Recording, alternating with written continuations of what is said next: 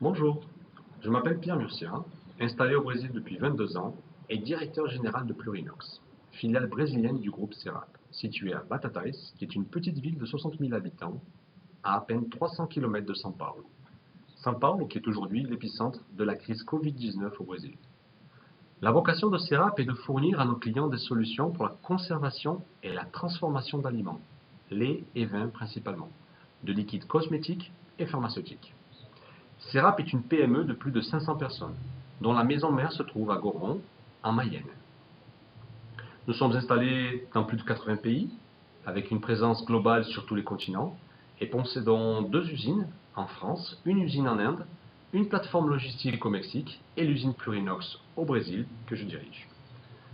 Le groupe Serap a réalisé l'acquisition de Plurinox en fin 2016, au milieu de la pire crise économique de l'histoire du Brésil. Cette expérience, ainsi que celle de nos collègues en France, et bien sûr dans le monde, est un point fort de notre société pour appréhender cette nouvelle bataille très complexe contre le coronavirus. Nos spécialités sont donc la chaudronnerie inox, les métiers du froid et de la cryogénisation, le génie thermique et l'agitation. L'agroalimentaire étant un secteur prioritaire et conscient qu'il y a peu de missions aussi nobles que celle de nourrir les autres, nous avons très vite et avant toute industrie de la région mis en place des mesures sanitaires pour maintenir notre activité et préserver l'intérêt de nos principaux clients, qui sont les producteurs laitiers et l'industrie agroalimentaire.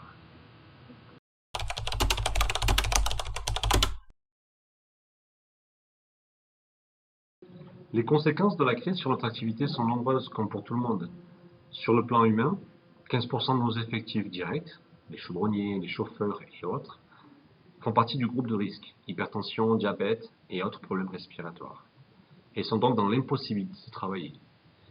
Nous avons dû nous adapter pour maintenir l'équilibre des lignes de production et supporter les coûts inhérents.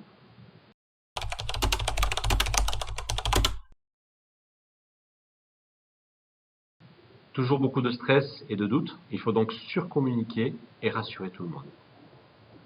Sur le plan économique, prise de commande en chute libre, moins 50% sur le dernier mois.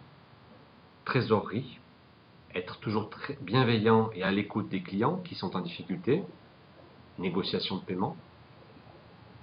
Retard de livraison de certains fournisseurs et rupture de certains composants importés. Perte du chiffre d'affaires, car nous avons beaucoup de mal à livrer nos clients, étant donné que nous avons 2 chauffeurs qui font partie du groupe de risque. Et malheureusement, report et annulation de commandes.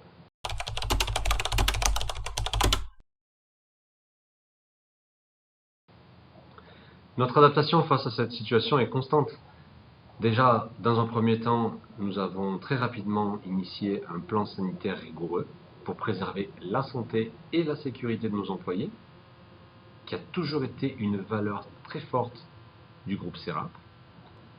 Maintenir, dans la mesure du possible, la distance des employés. Travailler en 2-8 pour minimiser les regroupements de personnel. Les EPI, donc masques en tissu, visières, lunettes. Installation de lavabos ainsi que de distributeurs de gel hydroalcoolique dans toute l'usine et surtout aux entrées et aux sorties. Et prise de température obligatoire. Des accords avec les partenaires sociaux pour préserver l'emploi. Le télétravail, bien entendu nous apprenons à travailler comme tout le monde en télétravail. C'est aussi une opportunité car nous utilisons beaucoup plus la technologie qui était déjà à notre disposition.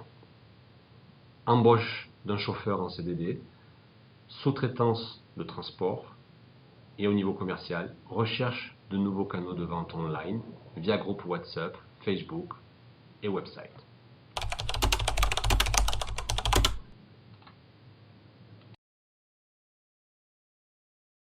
Nos recommandations: ne pas paniquer, se concentrer seulement sur les solutions, communiquer correctement et beaucoup plus qu'avant, préserver à tout prix la vie, la santé et la sécurité de nos employés, ne pas oublier ceux qui sont isolés à la maison en maintenant des rituels de contact online.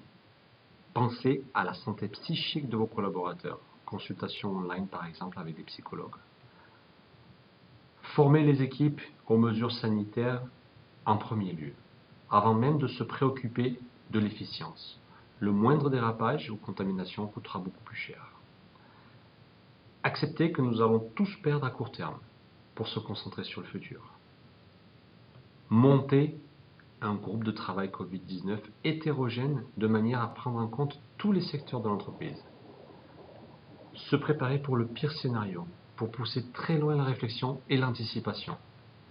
Chercher l'information beaucoup plus qu'avant, auprès de clients, d'organisations sérieuses, de chambres de commerce, interpréter les indicateurs et perspectives du marché, mesures d'aide, prévisions géopolitiques et géoéconomiques. Impliquer tout le monde dans la recherche de solutions.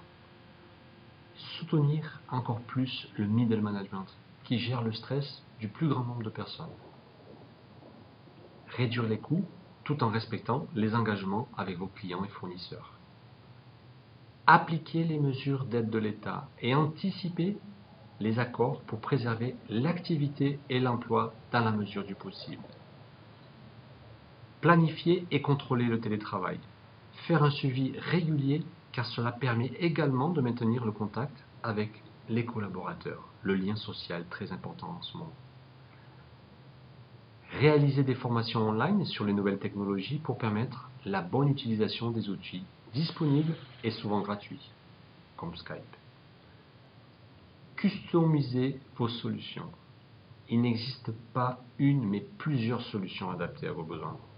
Le monde va changer. Chaque société, chaque région sera affectée de formes différentes. En conclusion, gardez l'espoir. La crise va passer. Il faut maintenant anticiper le futur.